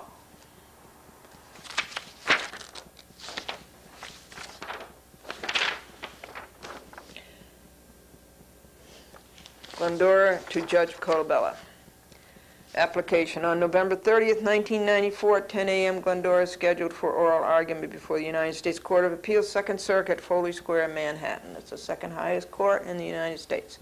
This date has been scheduled since the third week of October. Please give Glendora a different date for the hearing announced in your decision order filed and entered on November 3rd, 1994, dated White Plains, New York, November 8th, 1994. And this goes to Clifford Gelbon in Purvis, the bad lawyer for the Fund for Ancient Courts, and to the Fund for Ancient Courts, and to Elizabeth Hubbard, Alan Beck, and Michelle Mayapath.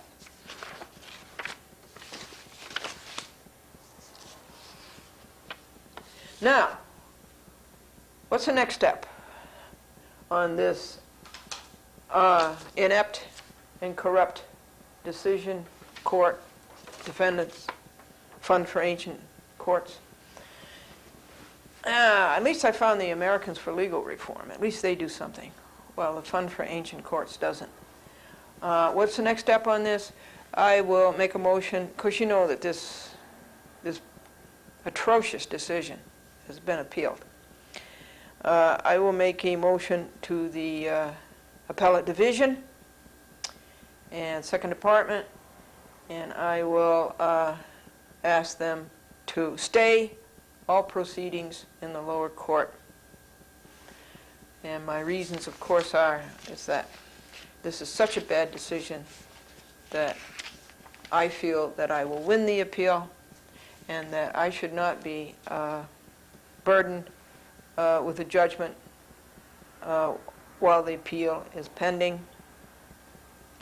I will be successful on the appeal, and I don't want a monetary enforcement against me pending the appeal. And I feel that I would be prejudiced to allow them to enforce the judgment.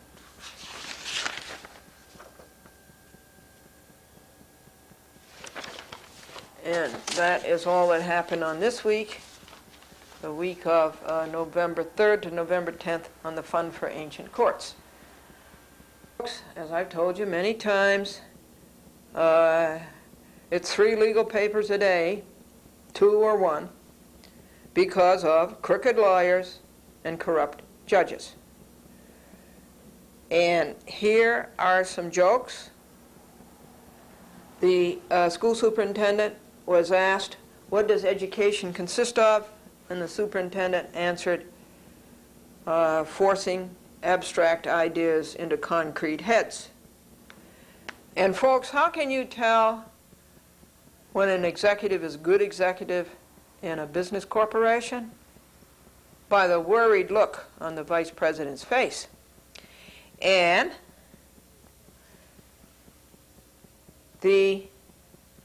how does a judge get his exercise? How does a judge get his exercise? By jumping to conclusions, by running up bills, and by stretching the truth. Now, about Cablevision. What laws have Cablevision broken this week? Well, of course, we have the first one. No cable operator shall exercise editorial control over public usage channel, a state law, and number 2 would be the federal law, 531E, that they broke. And then the third law that they've broken is Section 718 of the Business Corporation Law. They absolutely defy a state law that a shareholder shall see a current list of officers and directors with their residence addresses. So that's number 3 law they've broken. Number 4 law they've broken is CPLR 8401, that a person who prevails in a lawsuit is entitled to costs. They refused to pay my costs of $800. and their assets are $1.5 billion. I would suspect greed, wouldn't you? And then what's the fifth law they've broken? Seems to me they broke a fifth law. Oh yeah, sure. Is that any shareholder, and I am a shareholder of Cablevision, is entitled to see the list of shareholders and the stock book, the stock certificate book. They're entitled to see that. This should be on display. You should be able to go to One Media Crossways in Woodbury, and you should be able to see that. So that's the fifth law they've broken. So they've done pretty well this week. I don't know whether they break these laws out of ignorance, out of stupidity, out of arrogance. There's three choices. Four, out of, what else could it be? Ignorance, not knowing the law, stupidity, being block-headed, and arrogance. Of course, all cable operators are arrogant. What else could it be? Just defiance, I guess. Immature, puerile defiance. Let us move on and say that the Glendora TV ad, the Glendora TV log was sent out on Monday. No, it was printed on Monday, that the costs were tremendous, and that it was posted on Tuesday. It went to Charles Former, and it went to Irvin Polinsky, corporate officers of this queer company, Cablevision, and to Gilman Burke, who is a lying, cheating law firm that Cablevision has hired, Sadly Stevens, Burke and Burke. And the mailing on that was something like $10, so $20, just like that, on lawbreakers who lie about it and who cover up. And this file had to be closed. This is Cablevision, Glendora versus Cablevision, pages 4,341 to 4,470. It is file 16, and volume 17 had to be started on Monday, and you can see it's already filled with their law-breaking, lying, and covering up. Now, here is the motion to the appellate division vacating Silverman's very bad and very queer order that he signed. I have to get into that first. I have to tell you about that order first. Bad order that Silverman signed along with the crooked inclusion of the gag order, but Silverman doesn't pay any attention to that. It's crooked. He's going to sign it anyway. It goes on for 2 pages, and it's that Cablevision shall rob Glendora of her costs, and the gag order, which of course is against everything American and is Gestapo. And here is conformed in the signature of Donald N. Silverman, so-called Justice, Supreme Court, Westchester County. Now, don't lose this. It's an affidavit of service. Put that right there. Silverman also signed. Remember, Silverman says, and I'm not going to sign it. Remember, I said, did you sign my application to delete Cable Systems Corporation and insert Cablevision Systems Corporation, which was a typo made in the middle of the night? And Silverman says, no, I haven't, and I'm not going to sign it either. Well, this is Silverman for you. He does this all the time. He signed it.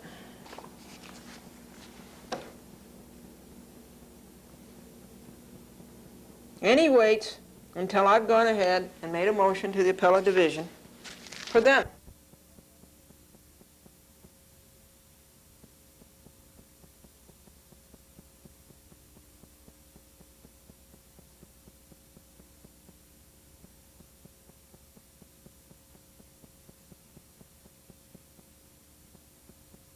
And I'm not going to sign it either. Well, this is Silverman for you. He does this all the time. He signed it.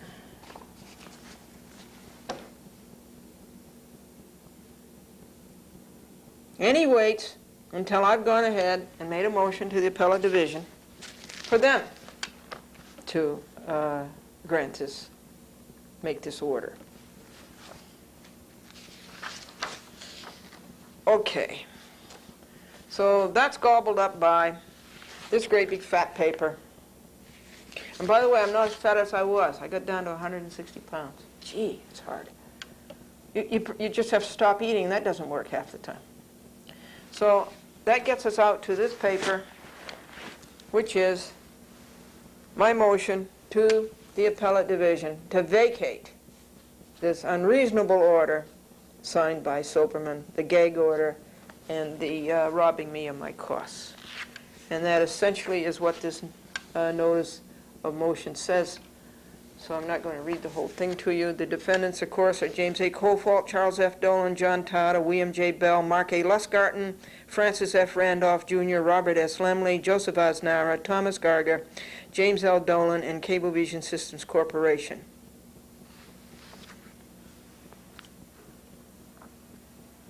The date of this notice of motion is November the 7th, Monday. It's 3 days ago. Today is Thursday. Glendora, being duly sworn, deposes and says her reasons follow why the Appellate Division 2nd Department should vacate Judge Silverman's order, robbing her costs and violating her freedom of speech to contact defendants. Part 1, Judge Silverman told Glendora the case is over. This is in the minutes Glendora bought for $84 of the July 14, 1994 Judge Silverman conference. It is over, Judge Silverman said a second time. The case is over, you win, Judge Silverman said a third time. So if the case is over and Glendora won, how can Judge Silverman still have jurisdiction over the case? Explain that one. I think it's crooked. Ergo, how can he rule on Kalaji's poor real motion? Isn't this case in the jurisdiction of the Appellate Division where Glendora appeared on August 9th? Where Glendora appealed on August 9th, 1994, parts of Judge Silverman's decision, and where the defendants cross-appealed the same decision a few weeks later? Glendora apologizes for forgetting that defendants bought the county clerk RJI. Oh yeah, $75 is really going to put $1.5 billion Cablevision out of business, isn't it? And I think essentially it's the same thing that I wrote the Appellate Division, that I wrote to Silverman, showing cause why I should not be robbed of my costs. And then Kalaji dishonestly, he's the lawyer for Cablevision, Satterley, Stevens, Burke and Burt. Robert M. Kalaji lives in Rye, works at 230 Park Avenue in Manhattan. And then he dishonestly slips in the gag order that I shall not contact Charles Dolan and John Tata and the rest of these lawbreakers or their families. And so I think essentially that's the same thing that I've read to you before, and I'm sending it now to the Appellate Division. And I really don't see anything different. I do remind the Appellate Division that here you have a bunch of lawbreakers, the Cablevision management, who've broken a state law and a federal law. I win the lawsuit, and then I go to collect my costs, and this bunch of lawbreakers is robbing me of my costs. Yeah, there's parts of the minutes that I paid the $80 for, where Judge Silverman says his case is over. As much as we like to hang on to him, we can't. I just don't understand Silverman. The Silverman is like this. He gets mad, angry, he blasts out a decision, and 10 minutes he repents it and takes it back. I've seen him do that maybe 4 times. More than that, really. Maybe on myself 4 times, and maybe 4 times that on others. So I think this is the same. And that's the affidavit of service, which is very valuable. You can't lose that. And here's his bad order. And here's the notice of appeal. When you make a motion to the Appellate Division, you have to give a copy of the decision that you appealed. And then, of course, here's all of the bad publicity that Cablevision has got through their arrogance, their stupidity, and their stubbornness. We have the multi-channel news. We have Westchester Law Journal.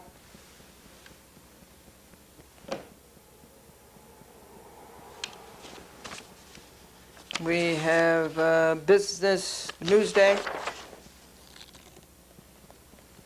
And as I say, this is all part of my next cause of action against Cablevision, is that they are not running the company in the best interest of the shareholders, that they're ruining the image of the company, not that it had a very good image in the first place, and that they're paying the shareholders' funds to crooked lawyers like Robert M. Kalaji, Satterley, Stevens, and Burke. The New York Times article.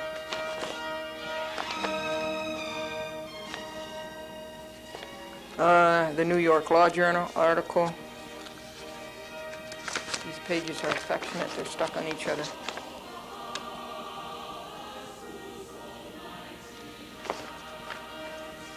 And that's the end of my motion.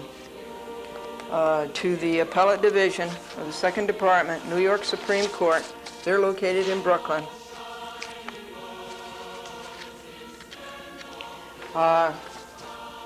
Appealing Judge Silverman's ridiculous order to rob me of my costs and to gag, freedom of speech, gag. You know, if I was a judge, I wouldn't want a record like that. And this is in the archives forever, you know. This is in the state of New York archives forever. It's a court record. I would not want such a court record, nor a lawyer. I can't think of two worse ways to spend your life than to being a judge or a lawyer.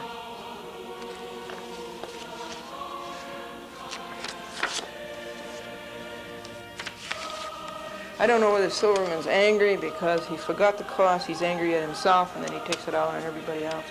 I don't know if that's the case. He's an angry judge.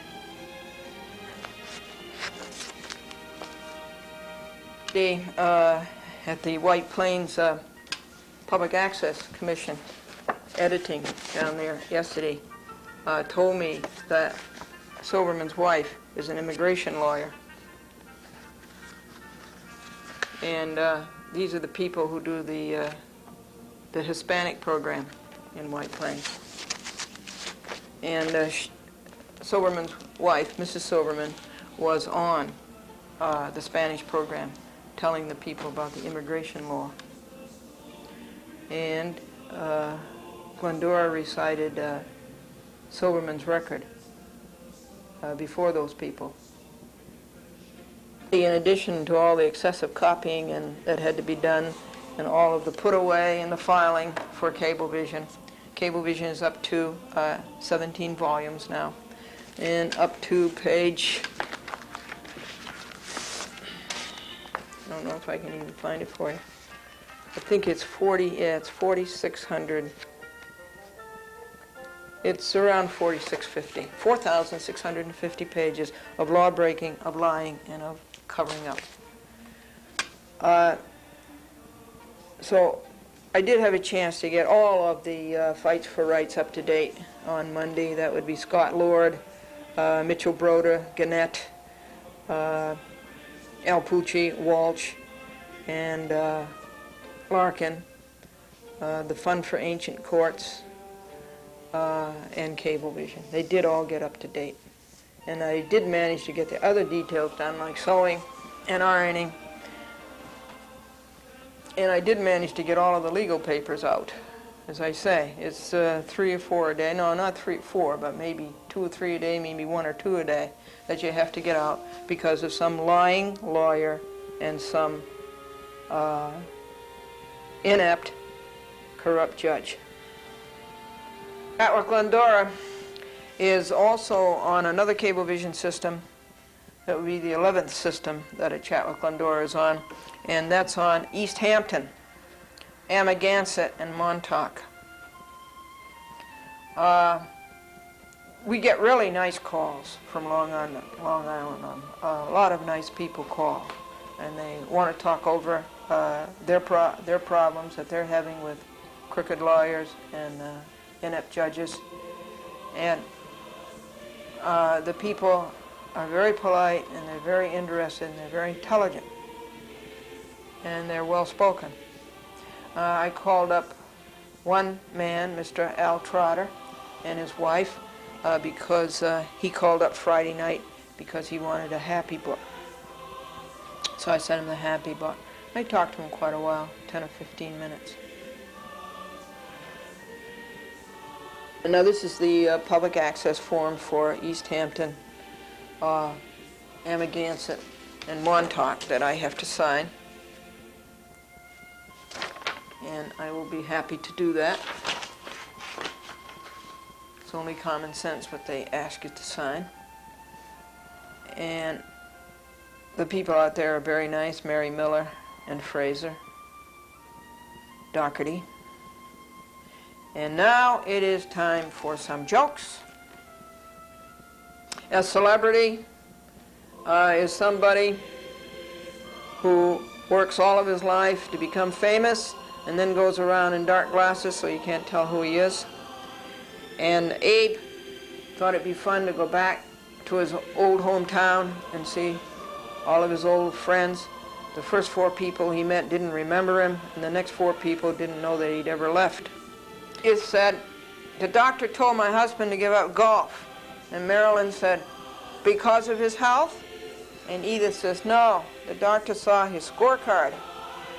This is Glendora versus Michael Gelman. As I say, you take a simple action, $120, you take it to small claims court, you think that you're going to find justice. No, a crooked lawyer appears on the scene.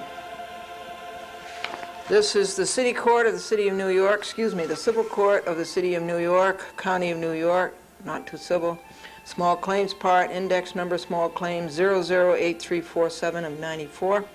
Glendora, plaintiff against Michael Gelman, defendant, notice of motion, Judge O'Connor presiding.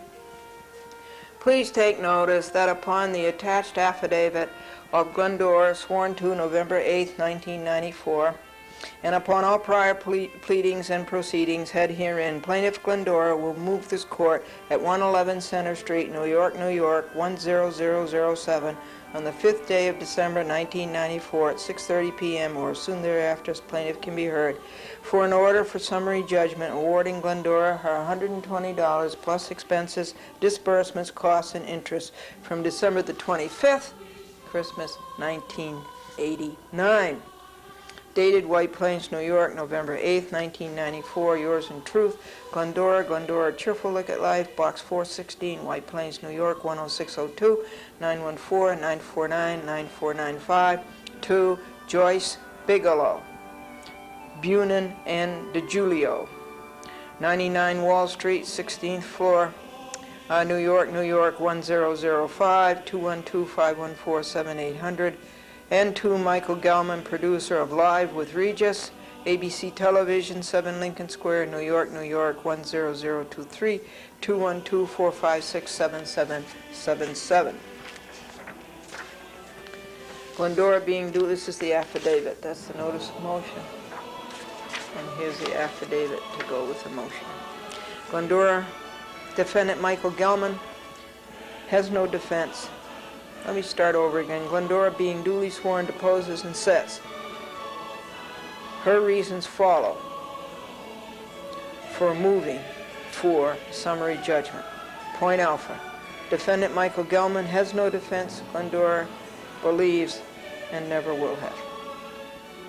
He asked Glendora to send him a videotape of her jokes, Glendora, Cheerful Look at Life, and he would sit down and look at it and decide if he could use it on Live with Regis and return her videotape.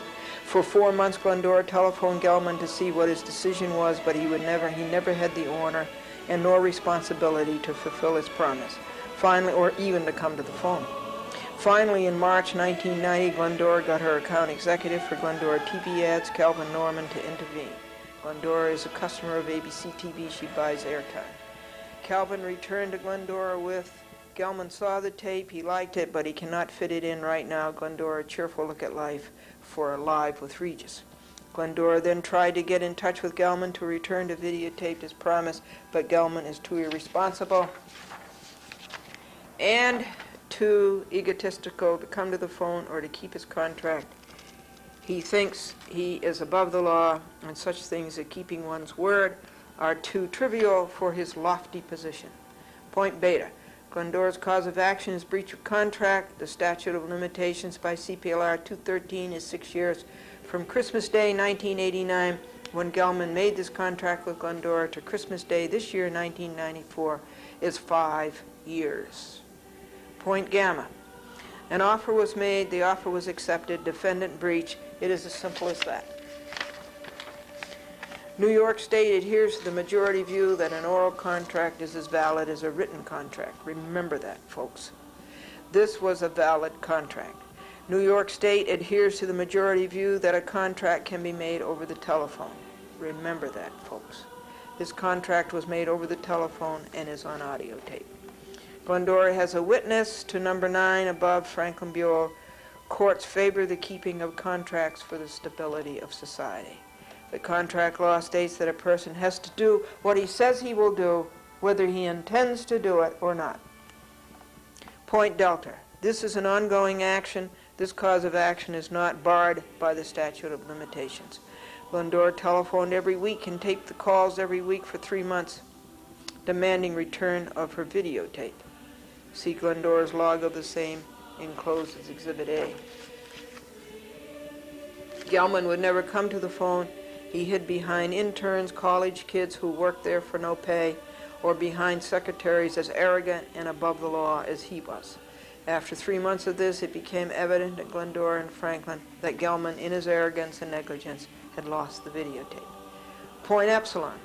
On or about July 1990, Glendora started making oral demands every week for her $120 plus interest.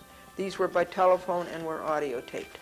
These calls were taken by nescient interns or sassy secretaries.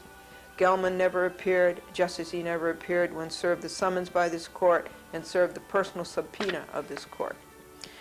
These telephone calls every week for 4 years were witnessed by Franklin Buell and were audio taped. The copy box Glendora and Franklin brought before Judge O'Connor were filled with more than 200 audio tapes of oral demands made on Michael Gelman to pay Glendora for the videotape he had not returned. Plaintiff repeats, this is an ongoing action, an oral demand for payment every week for 4 years, or more than 200 oral demands for payment. Point zeta. Plaintiff points out that Michael Katz, the producer of Live with Regis before Michael Gelman, was also asked Glendora to send him a videotape of her sit-down jokes. Glendora, cheerful look at life. This was after Mr. Katz left Live with Regis and went to work for Arts and Entertainment Cable TV Network. He saw it, liked it, and reported he could not find a place for it. He, too, lost the videotape and did not return it. However, he sent Glendora the $120 within 2 months. Point eta. Glendora has reported the Gelman chronology on our cable TV show, A Chat with Glendora, on Time Warner Manhattan, Uptown and Downtown Channel 16, Thursdays at 8:30 a.m. Glendora is also on 10 other cable TV systems, TCI Westchester 21 towns, including White Plains, Greenberg, and Scarsdale, Cablevision Nassau County and Babylon, Huntington, and Islip, Cablevision East Hampton, Amagansett, and Montauk, Cablevision Yorktown, Bedford, Mount Kisco, Armonk, and Putnam Valley, Cablevision Yonkers, Cablevision Harrison and Port Chester, TKR Rockland County and Northern New Jersey, Cross River, White Plains Public Access, Continental Ossining, and a whole lot more. And next week she will report the chronology of the small claims action of September 20th, 1994, the fleeing of ABC and Gelman from service of the subpoena, and what happened before Judge O'Connor in small claims court on November 1st, 1994, 6:55 to 7:05 p.m. Point theta. Michael Gelman, in addition to being a fugitive from the law, as the above account shows, is a fugitive from service. Plaintiff Glendora submits the affidavits of service as proof that defendant is a fugitive from service. I've already read those to you. And I've already read you the personal subpoena.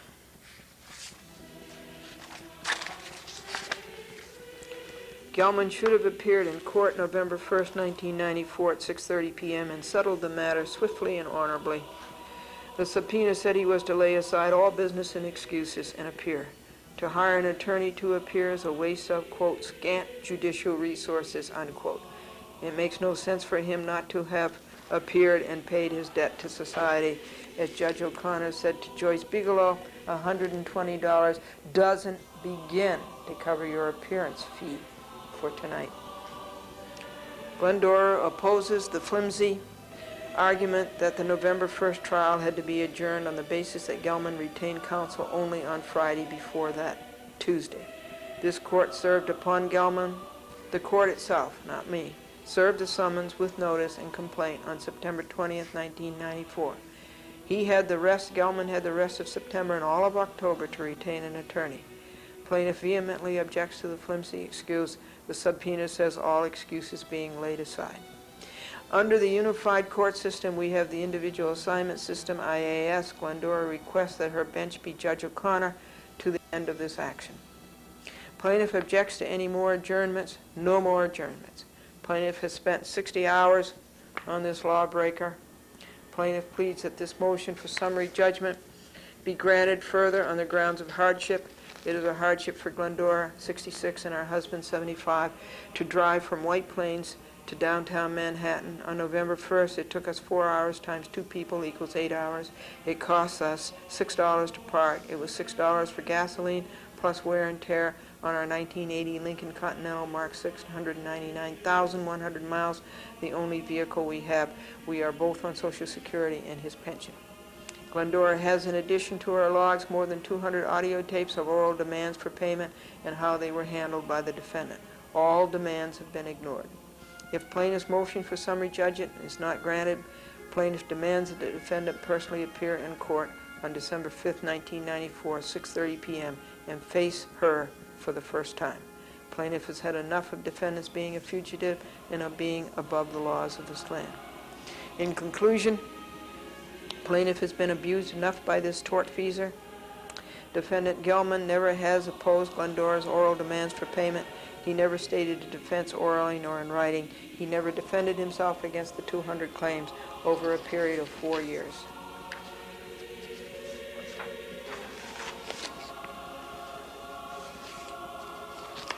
Wherefore, pages 1 through 13 do show good reason why this court should grant Glendora's motion for summary judgment for $120 plus cost, disbursements, and interest since December 25th, 1989, dated White Plains, New York, November 8th, 1994. Yours in truth, Glendora. Glendora, Cheerful Look at Life, Box 416, White Plains, New York, 10602, 914-949-9495. Subscribed and sworn to before me this 8th day of November, 1994, to Joyce Bigelow, to Michael Gelman. Addendum: the time required to write this notice of motion and motion to type, to print, and to serve was 9 hours, and the cost was $21. And here is an index to the exhibits. Glendora logs from the 30th of April, 1990 to the 1st of November, 1994. Wow. It's hard to show things on TV this way. There's all the logs that were kept for those 5 years. And pretty pages for exhibits. B. Glendora's log of November the 1st, 1994, Tuesday. I read that to you on TV last week. The tally of the hours, 58 and a half, and now it's 70. The counting of the years from Christmas, 1989, 1990, 1991, 1992, 1993, and now 1994. The summons of September the 20th, 1994, which you have seen. I'll show it to you just in case. It's behind the green exhibit. That's the summons. This is the receipt for $5.58. Ooh, that didn't come out very well. And Exhibit F is a citation. The statute of limitations may be asserted as a defense in an action for a declaratory judgment, except where the action is founded on a continuous and recovering wrong, and thus accrues and is renewed from day to day. And this one was renewed from day to day, week to week. Exhibit G is the instructions for the subpoena. And Exhibit H is the list of the tapes that I would play for evidence if this summary motion is not granted.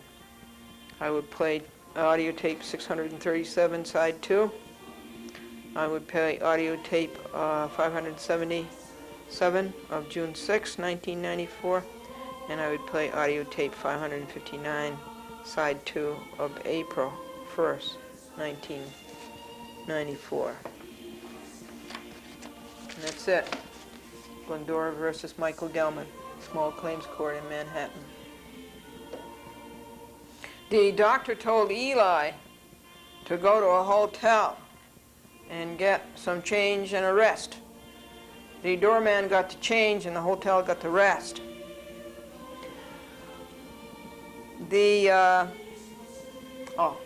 Knock knock. Who's there? Morris. Morris who? Morris Friday, next day Saturday. And the teacher in the arithmetic class was trying to teach the boy how to add. And she says, if you put your hand in your right pants pocket and you took out 65 cents, and then you put your hand into your left pants pocket and took out 35 cents, what would you have? And the boy said, somebody else's pants on. Hooray, hot diggity, hot dog. You get on the Hutchison Parkway and there are no tolls. Now, why don't they get rid of the tolls on these bridges? They promised the public years ago that in 10 years these bridges would be paid for, and it turned out to be a lie. On the spring cleaning of the Lincoln, and spring being in November, because of all of these lying lawyers and these inept and corrupt judges, I just never got a chance to do it because of answering a legal paper every day. But we got everything out of the trunk, and we took all of the articles out of the boxes, things that you need in an emergency, and we aired them all out for all day. And now the trunk is nice. We painted the underneath the hood, everything nice, shiny black. It looks so nice. I showed you a picture of it. We're still having a big problem with Rick Sr. About White Plains service, about the Lincoln bucking. It still bucks badly, badly, badly. The car was ruined when the rebuilt engine was put in. And now Rick is trying to get a distributor in there. And White Plains Lincoln Mercury, you have never seen anybody so inept as the parts department at White Plains Lincoln Mercury. And it used to be superb when Bucky was there. But Bucky retired, and now the whole thing's gone to pot. They get you the wrong part. You have to wait 5 or 6 days for the part. The part came in yesterday, and Rick went to put the distributor in, but there weren't any clips to put the distributor with. So it takes 5 days to get the clips to put the distributor in. And the coil, I guess he got somewhere else from White Plains Motors. And we cleaned the upholstery. The Lincoln came with all kinds of... No, I think I had to order them specially. It came with a special little cleaning bottle, and the nozzle is a brush on top so that you can clean and comb the maroon velveteen upholstery. And we put Armor All on all the vinyl that's inside the Lincoln. We washed the windows inside and out. I shouldn't say Franklin. I was too busy writing a legal paper, answering some lawyer's lie. And then we do the wheels and put our Wesleys on the tires and get them all shiny, and then put Armor All on the tires. I painted the vinyl roof. It looks great. John Idice has fixed up the door locks, and he even fixed the trunk lock. So as I say, these are all the things you do in the springtime, but it took us until November to get to them. Franklin's brother is doing a little better in the hospital. He never should have gone to the hospital. They ruined him. The doctors in the hospital ruined him. That would be St. Joseph's Hospital up in Syracuse. Wash the curtains all the way around the house. That's going to take until Christmas because we only do one set of windows a week. Let's see. There's 10 windows here in this apartment. It's a beautiful apartment for windows. You get the sunshine rising in the east, and then during the day you get it from the south, and then over here you get it from the west. You can see the sunset and the sunrise. I want to tell you about the street musician that Robert Perry was defending. Now, if you don't think this is crooked, more crooked courts, more crooked lawyers, more crooked attorneys, district attorneys. The district attorney will not come and appear, and the policeman will not come and appear. So therefore,